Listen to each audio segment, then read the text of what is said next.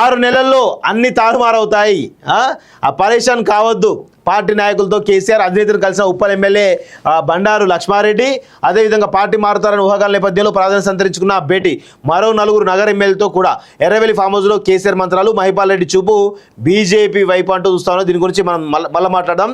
కమలంగుటికి Patancheru MLA ED తనిఖీలతో ఆందోళనలో BRS నేత, ఢిల్లీకి రాజశేఖర్ బీవీ పాటిల్తో భేటీ, ఎమ్మెల్యే వెంట సంగారెడ్డి బీజేపీ నేతలు అంటూ ఒకరిని చూస్తాను. సో మీరు రాసి పెట్టుకుని మిత్రులారా, మహిపాల్ రెడ్డి బీజేపీలో చేరడానికి రంగం సిద్ధం చేసుకున్నట్లు తెలుస్తూ ఉంది. ఎందుకంటే రీసెంట్గా ఆయన ఏదైతే మైనింగ్ సంబంధించినటువంటి అవకతవకలు జరిగినాయో, 100 కోట్ల రూపాయల అవకతవకలు జరిగినాయో దానిపైన ఈడీ రంగంలోకి దిగింది.